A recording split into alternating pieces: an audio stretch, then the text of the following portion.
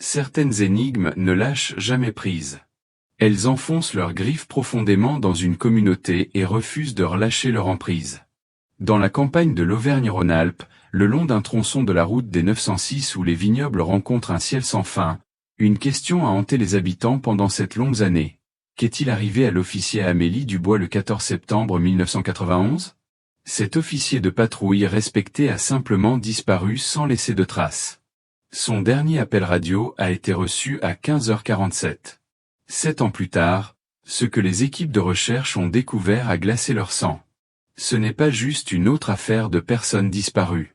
C'est une histoire de secrets enfouis dans une petite ville de France, de la fine frontière entre civilisation et nature sauvage, et d'une découverte si troublante qu'elle entra tous ceux impliqués pour le reste de leur vie.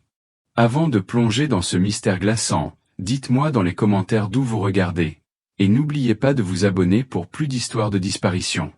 Amélie Dubois n'était pas juste un visage derrière un insigne. À 32 ans, elle avait passé 8 ans à patrouiller les routes solitaires de l'Ardèche. Les habitants reconnaissaient sa moto de la gendarmerie à son grondement distinctif, et ils connaissaient Amélie pour son sourire sincère et son comportement calme. Mesurant un M68, avec des cheveux bruns foncés toujours tirés en un chignon réglementaire, son uniforme était impeccablement repassé. Amélie était réputée pour s'arrêter afin d'aider les automobilistes en panne, dépensant souvent son propre argent pour acheter du carburant pour les familles qui ne pouvaient pas remplir leur réservoir. Elle gardait des câbles de démarrage, une boîte à outils et des fournitures d'urgence dans les compartiments de sa moto. En 8 ans de service, Amélie n'avait jamais manqué une garde, n'avait jamais déposé de plainte, et n'avait jamais haussé la voix lors d'une arrestation. Son superviseur l'a qualifiée d'officier la plus fiable avec laquelle il avait travaillé. Le samedi matin du 14 septembre 1991 s'est levé clair et lumineux sur l'Ardèche. La température était d'un confortable 22 degrés Celsius avec des vents légers venant du sud-ouest. Amélie est arrivée au poste de gendarmerie de Saint-Éloi à 6h45, comme toujours avec 15 minutes d'avance. Elle a effectué son contrôle de routine de l'équipement, testant sa radio, inspectant les pneus et le moteur de sa moto, et examinant les rapports d'incidents de la nuit.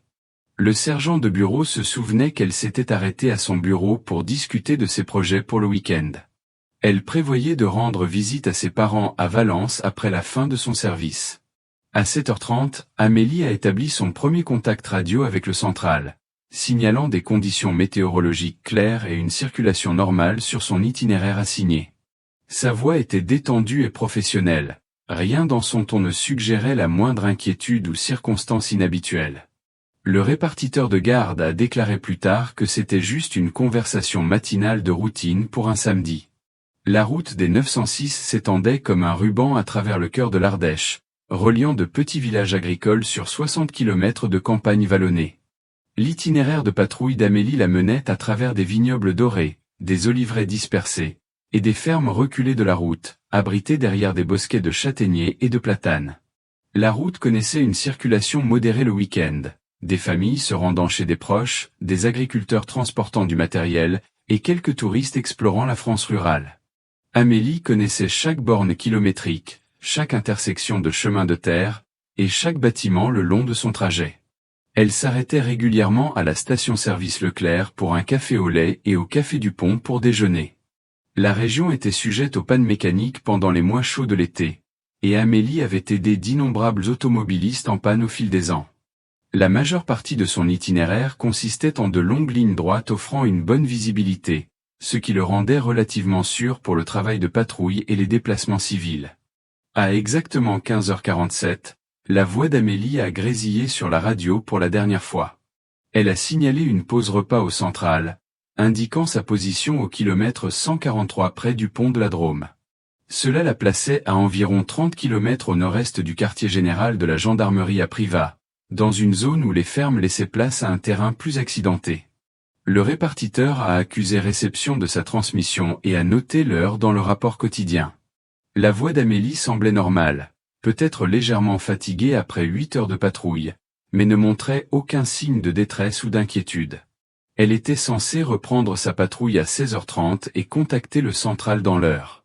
La radio est devenue silencieuse. Plus tard, les enquêteurs analyseront cette dernière transmission des dizaines de fois, cherchant le moindre indice de ce qui allait se passer. Ils n'ont rien trouvé. Les derniers mots d'Amélie étaient routiniers, professionnels, banals et définitifs. À 16h45, la répartitrice Sophie Garnier a remarqué qu'Amélie n'avait pas repris sa patrouille. Suivant le protocole standard, elle a tenté un contact radio.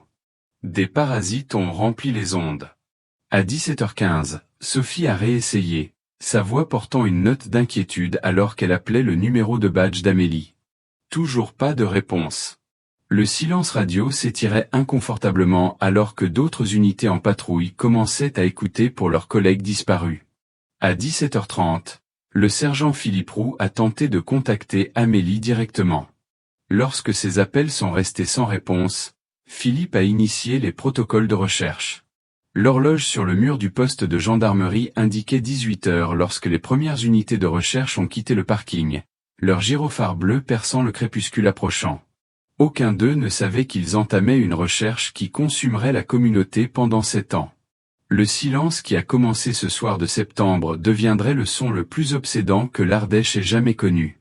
3 unités de patrouille se sont précipitées vers le kilomètre 143 alors que le soleil disparaissait sous l'horizon. Le sergent Philippe coordonnait la recherche depuis sa voiture, dirigeant les officiers pour qu'ils se déploient le long de l'itinéraire connu d'Amélie. Ils ont trouvé son dernier emplacement connu près du pont de la Drôme, mais la zone n'a révélé aucun indice, pas de marque de dérapage sur l'asphalte, pas de verre brisé, aucun signe d'accident ou de lutte. La moto d'Amélie et son uniforme bleu distinctif étaient introuvables. À la tombée de la nuit, des bénévoles locaux ont commencé à arriver avec des lampes de poche et des lanternes. Les agriculteurs ont abandonné leurs tâches du soir pour rejoindre la recherche. Les épouses ont préparé des sandwichs de baguettes au jambon et des thermos de café. Les enfants ont été envoyés chez des voisins pendant que les adultes s'organisaient en équipe de recherche.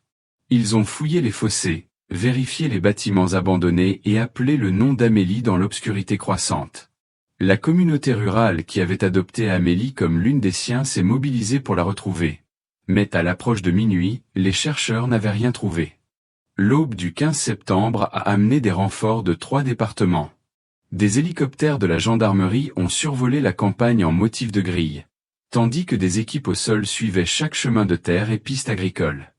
Des gendarmes des départements voisins sont arrivés avec des chiens de recherche et du matériel spécialisé. Le poste de commandement, établi dans le parking de la station-service Leclerc, bourdonnait d'activité alors que les coordinateurs de recherche cartographiaient les zones couvertes et attribuaient des tâches aux équipes de bénévoles. Les équipes de presse locales ont installé des caméras alors que l'histoire de l'officier de patrouille disparu se répandait à travers l'Auvergne-Rhône-Alpes. À midi, plus de 200 personnes étaient impliquées dans l'effort de recherche. Les hélicoptères volaient bas au-dessus du terrain, leur rotor battant à un rythme régulier audible à des kilomètres. Les chiens ont détecté l'odeur d'Amélie près du pont mais l'ont perdue après quelques centaines de mètres. Malgré l'effort massif, la campagne semblait avoir englouti Amélie sans laisser la moindre trace. L'enquête a commencé à reconstituer la dernière journée d'Amélie à travers les témoignages. À 14h30, l'employé de la station-service Isabelle Lefebvre se souvenait qu'Amélie s'était arrêtée pour son habituel café au lait et croissant.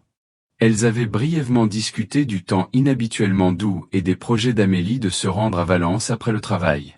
Isabelle se rappelait qu'Amélie semblait détendue et de bonne humeur, peut-être impatiente de profiter de son week-end. Un camionneur nommé Marc Dupont a plus tard déclaré aux enquêteurs qu'il avait vu une moto de la gendarmerie près du pont de la Drôme vers 15h45.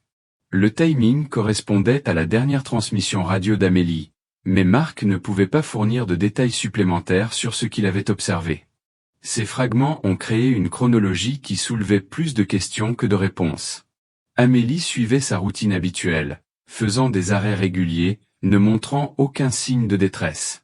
Pourtant, entre 15h47 et son enregistrement prévu à 16h30, elle avait complètement disparu. L'écart de 43 minutes est devenu le centre d'une enquête intense.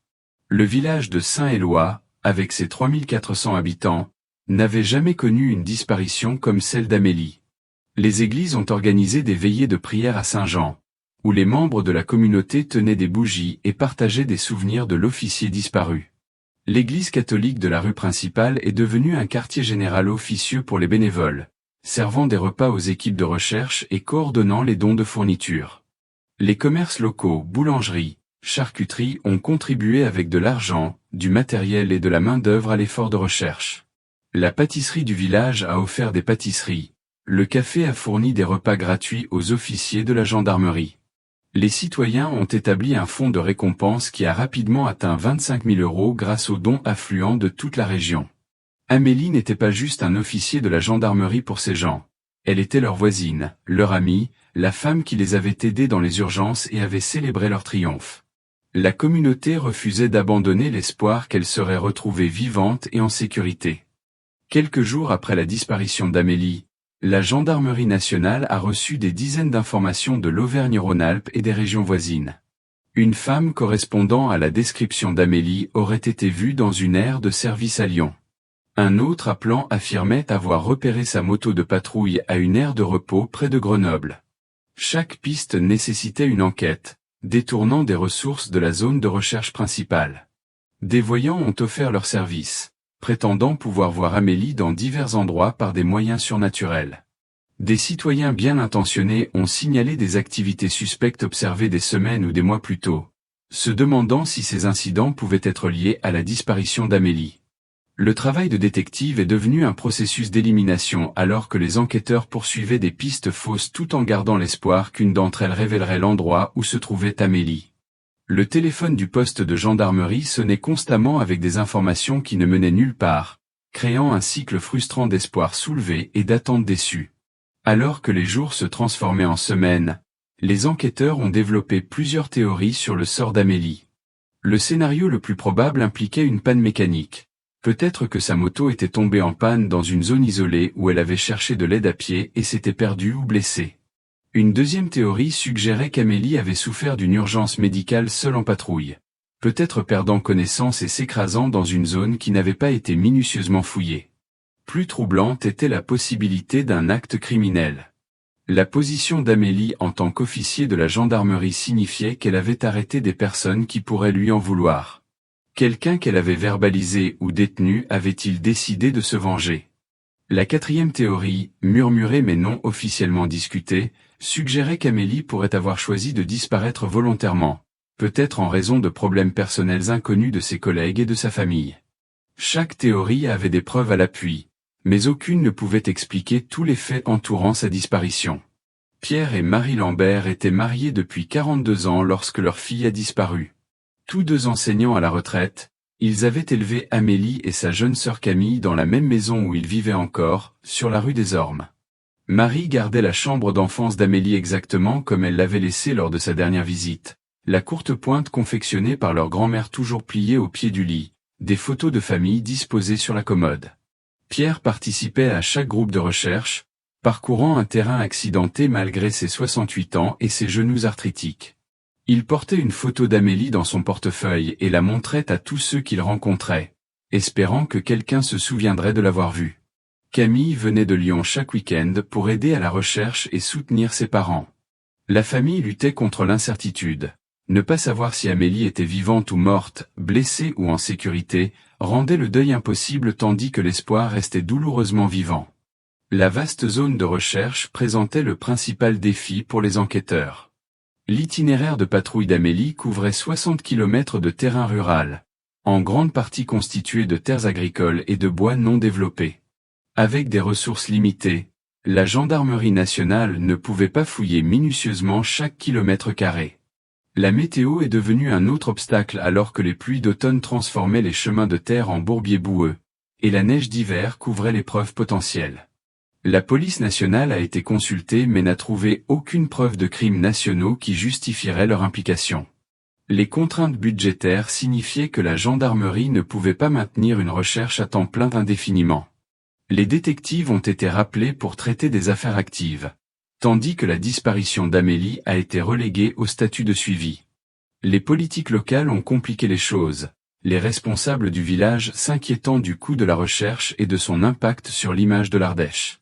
L'enquête, qui avait commencé avec une telle urgence, a progressivement ralenti face aux réalités pratiques. La neige a commencé à tomber en novembre 1991, recouvrant la campagne d'un manteau blanc qui cacherait les preuves pendant des mois. Les efforts de recherche ont été réduits à des expéditions occasionnelles le week-end lorsque le temps le permettait et que des bénévoles étaient disponibles. L'attention des médias s'est tournée vers d'autres histoires alors que l'affaire d'Amélie devenait froide. La gendarmerie a retiré le numéro de badge 247 du service actif par respect. Mais des considérations pratiques les ont forcés à embaucher un officier de remplacement. La communauté a organisé une cérémonie commémorative à Saint-Jean à l'occasion du premier anniversaire de la disparition d'Amélie, bien qu'aucun corps n'ait été trouvé, et l'espoir persistait qu'elle pourrait encore être en vie. Marie Lambert a assisté à la cérémonie, serrant la tasse à café préférée d'Amélie, tandis que Pierre se tenait stoïquement à ses côtés, les yeux fixés sur les vitraux au-dessus de l'autel. La cérémonie s'est terminée avec la congrégation chantant l'hymne préféré d'Amélie, Ave Maria, leur voix résonnant à travers le cimetière enneigé à côté de l'église. Le détective Laurent Moreau a été transféré en Ardèche au printemps 1993, apportant 15 ans d'expérience avec la police de Lyon. Laurent avait spécifiquement demandé à être affecté à l'unité des affaires classées, motivé par une expérience personnelle avec des crimes non résolus. Son propre frère avait été assassiné en 1987, et l'affaire restait ouverte.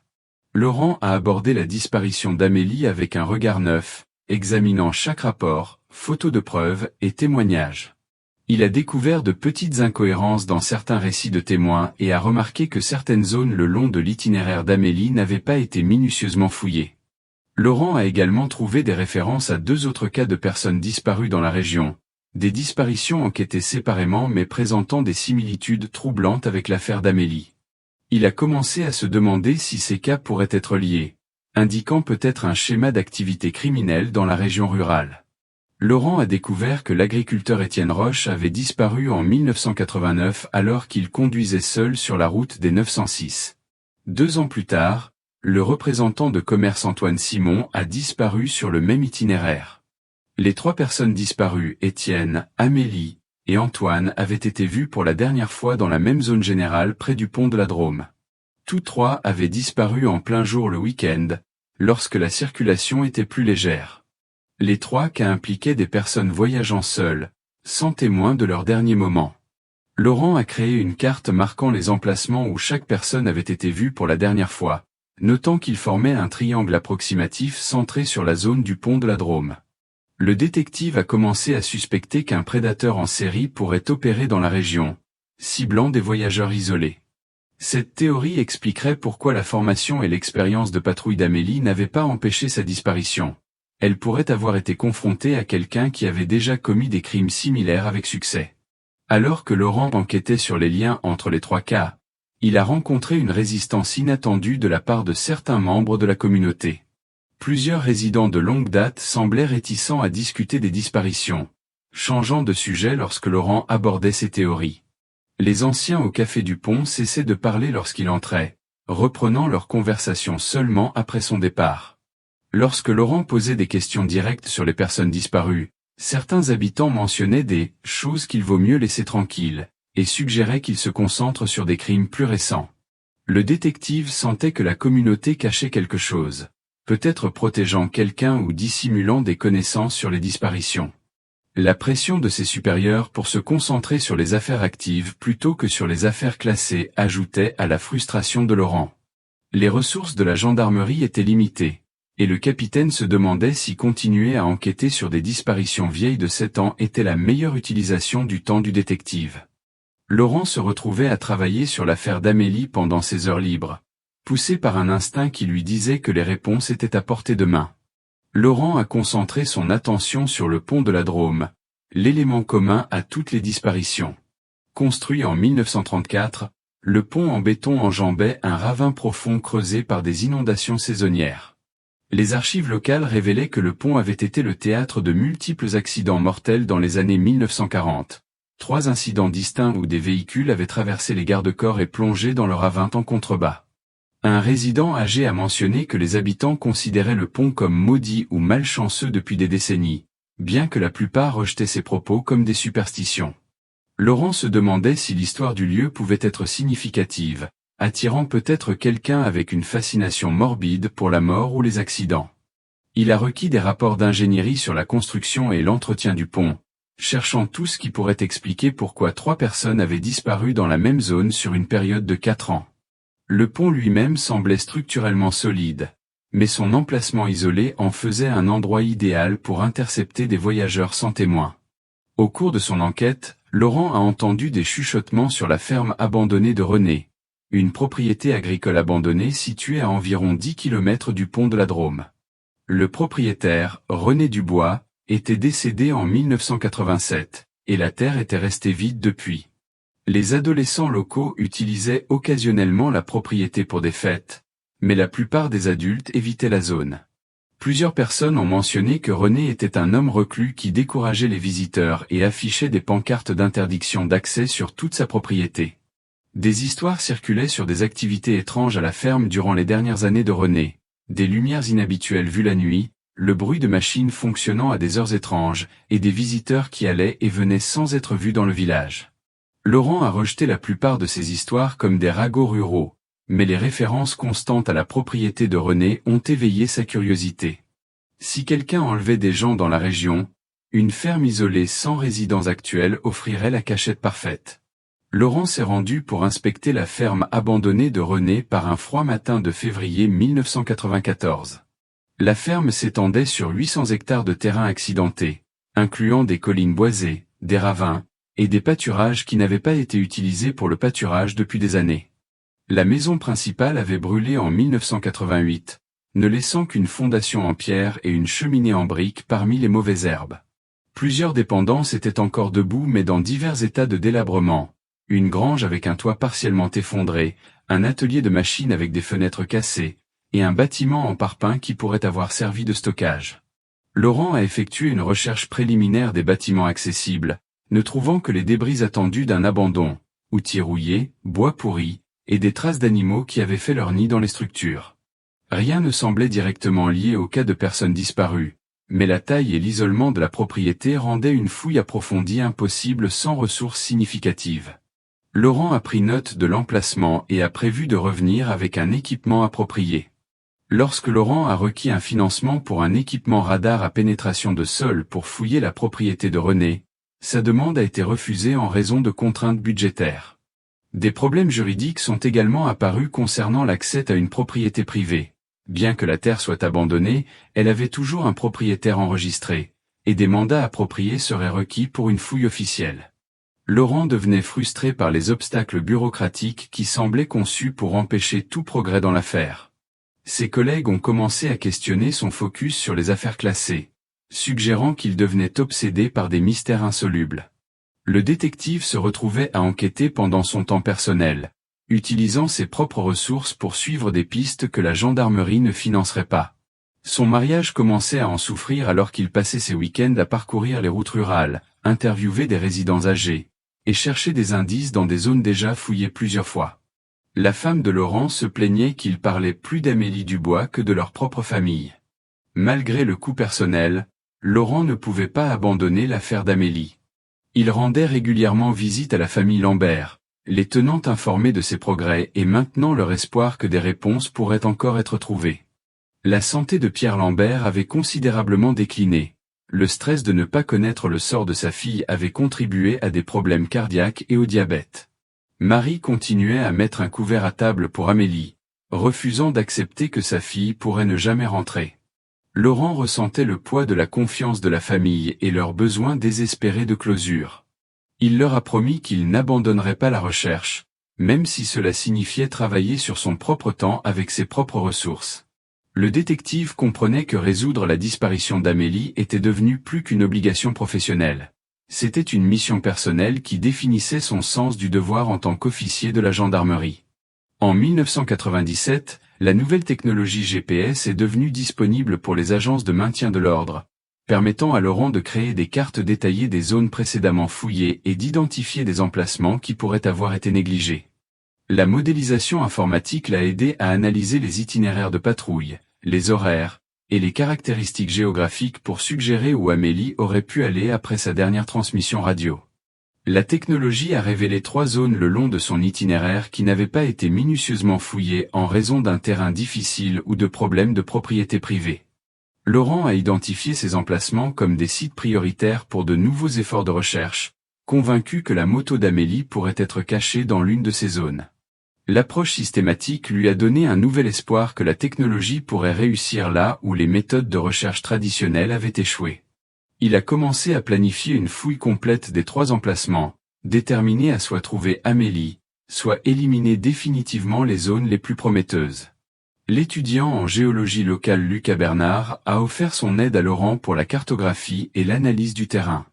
Lucas était familier avec les schémas de drainage de la région, les inondations saisonnières et la composition du sol, des connaissances cruciales pour comprendre où les preuves pourraient être préservées ou détruites avec le temps. L'étudiant a souligné que les inondations printanières près du pont de la Drôme pourraient avoir transporté des débris sur des kilomètres en aval, déplaçant potentiellement la moto d'Amélie loin du site initial de l'incident. La perspective nouvelle et l'expertise technique de Lucas ont dynamisé l'enquête de Laurent. Ensemble, ils ont identifié des zones où les inondations saisonnières pourraient avoir déposé des objets, concentrant leurs efforts de recherche sur des emplacements en aval de la dernière position connue d'Amélie. Le partenariat entre le détective expérimenté et l'étudiant enthousiaste a apporté une rigueur scientifique nouvelle à l'enquête. L'étude géologique de Lucas suggérait que certaines zones seraient plus susceptibles de préserver des preuves, tandis que d'autres auraient été nettoyées par des années d'inondations. Laurent a organisé un nouvel effort de recherche bénévole pour mai 1998, se concentrant sur les zones identifiées grâce à la modélisation informatique et l'analyse géologique. Les conditions météorologiques étaient idéales. Les pluies printanières avaient cessé, mais la chaleur estivale n'avait pas encore rendu le travail en extérieur insupportable. Les bénévoles sont arrivés avec des détecteurs de métaux, espérant localiser la moto d'Amélie ou d'autres preuves métalliques qui auraient pu être manquées lors des recherches précédentes. Les équipes de recherche incluaient des hommes d'expérience en plein terre, des officiers de la gendarmerie à la retraite, et des membres de la famille d'Amélie, qui refusaient d'abandonner l'espoir. Laurent a coordonné l'effort avec une précision militaire, attribuant des zones spécifiques à chaque équipe et s'assurant que toutes les découvertes étaient correctement documentées.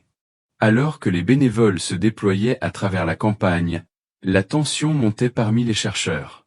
Après 7 ans de déception, tous se demandaient si cette recherche apporterait enfin des réponses ou ajouterait simplement à la frustration de l'affaire non résolue. À 14h15 le 23 mai, le chercheur bénévole François Leroux a repéré quelque chose de métallique scintillant sous la lumière du soleil de l'après-midi. L'objet était partiellement enterré dans un ravin à environ 2,3 km en aval du pont de la Drôme, caché sous des années de débris accumulés et de végétation. Alors que François écartait la boue et les mauvaises herbes, des guidons chromés ont émergé de la terre. La moto de la gendarmerie d'Amélie avait été trouvée. Laurent est arrivé en quelques minutes, le cœur battant alors qu'il regardait la machine qui avait transporté Amélie lors de sa dernière patrouille. La moto gisait sur le côté, les pneus enfoncés profondément dans la boue séchée, avec de l'herbe de prairie et des fleurs sauvages poussant à travers les rayons des roues. Après 7 ans de recherche, la preuve physique de la disparition d'Amélie se tenait enfin devant eux. Mais au lieu de fournir des réponses, la découverte ne ferait qu'approfondir le mystère entourant son sort. L'état de la moto d'Amélie a immédiatement troublé Laurent. La machine semblait avoir été soigneusement placée dans le ravin plutôt que s'y être écrasée lors d'un accident. Les parties chromées qui auraient dû être endommagées par un impact étaient intactes, tandis que d'autres composants montraient des signes de dommages délibérés. Le casque d'Amélie a été trouvé à 15 mètres de là, fissuré mais non brisé d'une manière cohérente avec un accident à haute vitesse. Le plus troublant était l'absence de marques de dérapage ou de débris sur le site supposé de l'accident au-dessus du ravin. La position et l'état de la moto suggéraient qu'elle avait été déplacée à cet endroit après l'incident qui avait initialement séparé Amélie de sa machine. Laurent a réalisé que trouver la moto n'avait pas résolu le mystère. Au contraire, cela révélait que la disparition d'Amélie impliquait plus qu'un simple accident. Quelqu'un avait délibérément caché les preuves, soulevant des questions terrifiantes sur ce qui était arrivé à Amélie et pourquoi sa moto avait été dissimulée pendant 7 ans. La moto d'Amélie a été soigneusement extraite du ravin et transportée au laboratoire criminel régional à Lyon pour un examen médico-légal détaillé. Les analystes ont constaté que les motifs de dommages sur la machine étaient incohérents avec le type d'accident qui l'aurait déposée dans le ravin. Les éraflures de peinture et les bosses suggéraient que la moto avait été endommagée puis déplacée, peut-être par un camion ou une remorque. Plus troublant encore était l'absence de sang ou d'ADN d'Amélie sur les surfaces où ils auraient dû être présents si elle avait été blessée lors d'un accident. L'équipe médico-légale a également découvert que plusieurs composants coûteux avaient été retirés de la moto, des objets qu'un voleur aurait pu prendre mais qui n'auraient pas été perdus dans un accident. Ces découvertes soutenaient la théorie de Laurent selon laquelle la moto avait été délibérément placée dans le ravin pour cacher les preuves d'un crime. L'analyse en laboratoire a soulevé plus de questions qu'elle n'a répondu, transformant la disparition d'Amélie d'un possible accident en un probable enlèvement. À l'intérieur du casque d'Amélie, les techniciens de la scène de crime ont découvert un petit morceau de papier coincé derrière le rembourrage. Malgré 7 ans d'exposition à l'humidité et au changement de température, le papier restait partiellement lisible. De l'écriture d'Amélie, les enquêteurs pouvaient distinguer les mots « s'y trouver »,« vérifier le vieux puits de mine »,« AD ». Les initiales correspondaient au nom d'Amélie, confirmant qu'elle avait écrit le message. La note suggérait qu'Amélie avait survécu à l'incident initial qui l'avait séparée de sa moto et avait eu le temps de laisser un indice sur son emplacement. Mais de quel puits de mine parlait-elle ? Laurent a consulté des études géologiques locales et des registres miniers, découvrant que plusieurs mines abandonnées parsemaient la zone autour du pont de la Drôme. Le message dans le casque d'Amélie fournissait la première preuve directe qu'elle avait survécu au-delà de sa disparition, mais il soulevait également des questions glaçantes sur son sort final. Les registres miniers locaux ont révélé une mine de cuivre abandonnée située à 500 mètres de l'endroit où la moto d'Amélie a été trouvée. La mine avait été scellée dans les années 1960 pour des raisons de sécurité, mais des décennies de conditions météorologiques avaient compromis les barrières. Laurent a abordé le site avec une extrême prudence, accompagné d'experts en sécurité minière et de personnel de secours d'urgence. Ce qu'ils ont trouvé à l'intérieur défiait toutes leurs théories précédentes sur la disparition d'Amélie. Le puits de mine contenait des preuves d'une habitation humaine récente, du matériel de camping, des conteneurs d'eau, et des provisions alimentaires qui n'étaient pas là lorsque la mine avait été scellée. La radio de police d'Amélie gisait parmi les provisions, ses batteries depuis longtemps épuisées. L'équipement de survie suggérait que quelqu'un avait vécu dans la mine pendant une période prolongée, mais l'identité de cette personne restait inconnue. Amélie avait-elle survécu à son épreuve initiale pour se retrouver piégée dans la mine abandonnée, ou quelqu'un d'autre avait-il utilisé cet endroit comme cachette ? Le puits de mine révélait une histoire de survie qui a stupéfié les enquêteurs. Quelqu'un avait créé une zone de vie improvisée dans les profondeurs de la mine abandonnée, complète avec des sacs de couchage, des fournitures de cuisine, et de la nourriture et de l'eau soigneusement rationnée. La radio de police d'Amélie n'était pas le seul équipement trouvé. Les enquêteurs ont également découvert une lampe de poche, des allumettes, et des fournitures médicales suggérant que l'occupant avait traité des blessures. L'installation de survie semblait avoir été utilisée pendant des semaines, peut-être des mois, selon la quantité de provisions et les motifs d'usure sur l'équipement. Mais l'aspect le plus déroutant était la preuve que l'occupant avait finalement quitté la mine volontairement. Les provisions étaient soigneusement emballées, et les objets personnels étaient disposés comme si quelqu'un avait l'intention de revenir. Laurent a réalisé que trouver la mine avait résolu un mystère tout en créant un autre. Amélie, ou quelqu'un lié à son affaire, avait survécu dans la mine pendant une période prolongée, mais leur localisation actuelle restait inconnue. Parmi les provisions dans le puits de mine, les enquêteurs ont trouvé un journal endommagé par l'eau qui racontait l'incroyable histoire de survie d'Amélie. Les entrées, écrites de son écriture distinctive, décrivaient comment elle avait été blessée dans un accident de moto près du pont de la Drôme et avait rampé jusqu'au puits de mine pour chercher un abri. Amélie avait réussi à survivre pendant des semaines dans la cachette souterraine, soignant ses propres blessures avec des fournitures de sa trousse de premier secours et rationnant la nourriture qu'elle avait transportée dans les compartiments de sa moto. Les entrées du journal révélaient ses tentatives répétées de signaler de l'aide à l'aide de sa radio de police, mais la profondeur de la mine et les parois rocheuses bloquaient la transmission. Amélie était sortie de la mine plusieurs fois pour tenter d'atteindre la civilisation, mais les blessures et la désorientation l'avaient forcée à retourner à la sécurité de son abri souterrain. Le journal fournissait un compte-rendu jour par jour de sa lutte pour survivre tout en espérant un sauvetage. L'état d'Amélie s'était détérioré avec le temps, selon les entrées de son journal. Les blessures non traitées, les provisions alimentaires limitées, et le stress psychologique de l'isolement avaient pris leur tribut. Son écriture devenait de plus en plus tremblante, et ses entrées plus courtes et moins cohérentes. La dernière entrée, datée du 7 octobre 1991, 23 jours après sa disparition, mentionnait entendre des voix et voir des lumières près de l'entrée de la mine. Les derniers mots écrits d'Amélie étaient obsédants. « Quelqu'un arrive. Enfin rentré à la maison. » Le journal s'arrêtait brusquement après cette entrée, laissant les enquêteurs se demander ce qui s'était passé pendant les dernières heures d'Amélie dans la mine.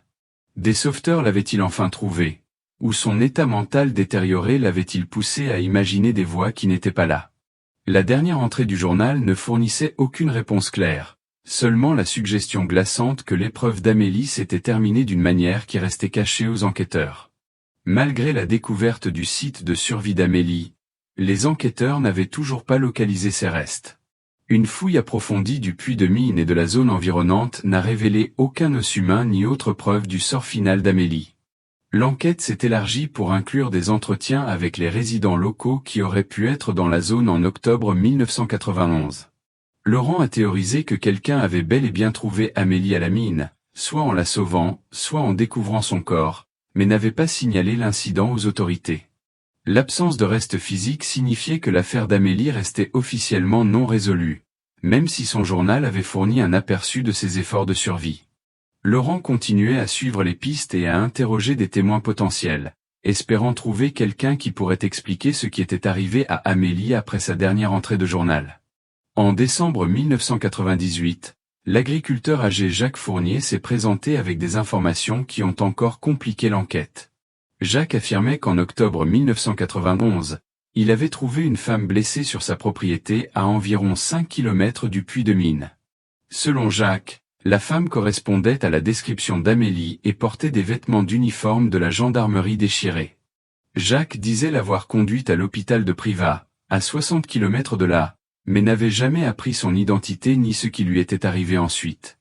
Les dossiers hospitaliers de cette période étaient incomplets, et les membres du personnel qui avaient travaillé là en 1991 ne pouvaient pas être localisés. L'histoire de Jacques fournissait une explication possible à la disparition d'Amélie du puits de mine, mais elle soulevait également de nouvelles questions sur pourquoi aucun dossier officiel de son traitement n'existait. Amélie avait-elle été traitée à l'hôpital sous un faux nom? La mémoire de Jacques était-elle précise après 7 ans? Le récit de l'agriculteur offrait l'espoir qu'Amélie ait pu survivre à son épreuve. Mais sans preuve corroborante, son histoire restait non vérifiée. L'enquête de Laurent sur l'hôpital de Privas a révélé des lacunes troublantes dans leurs dossiers médicaux de 1991. Les fichiers de la période où Amélie aurait pu être traitée étaient soit manquants, soit contenaient des informations incomplètes.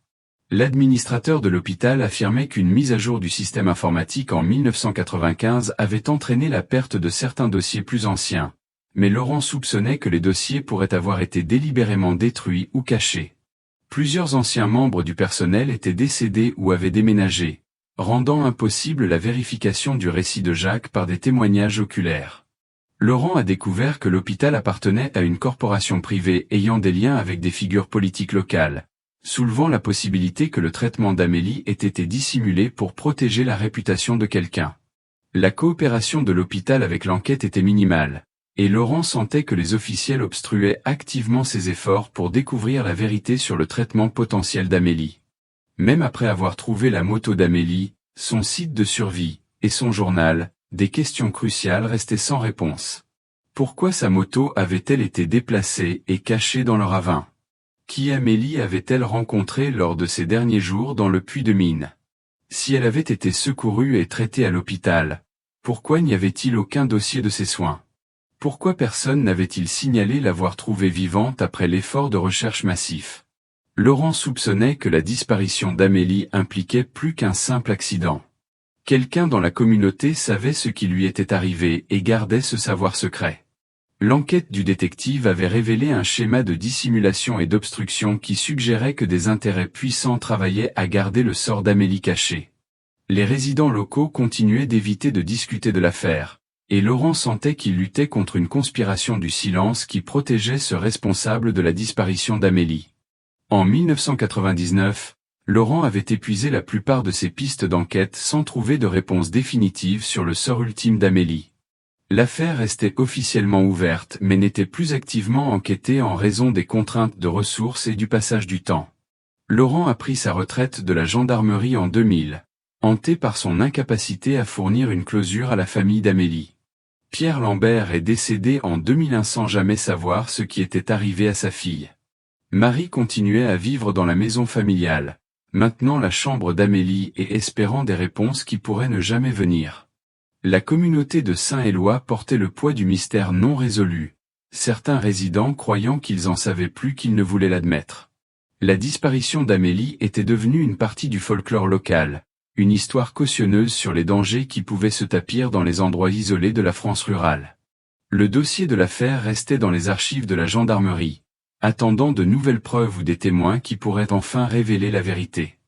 Le contraste entre la dernière transmission radio d'Amélie et la découverte de sa moto abandonnée sert de rappel obsédant que certains mystères résistent à la résolution. D'un côté, nous voyons l'officier Amélie Dubois telle qu'elle était, professionnelle, dévouée, souriante à côté de sa moto chromée de la gendarmerie par un après-midi ensoleillé de septembre. De l'autre côté, nous voyons ce qui restait après 7 ans, du métal rouillé à moitié enfoui dans les mauvaises herbes, un témoignage silencieux d'une tragédie qui pourrait ne jamais être pleinement comprise. Le courage et l'instinct de survie d'Amélie l'avaient portée à travers 23 jours dans un puits de mine abandonné. Mais son sort ultime reste inconnu. L'enquête a révélé des preuves d'une dissimulation, suggérant que quelqu'un dans la communauté savait ce qui s'était passé mais choisissait de garder ce savoir secret.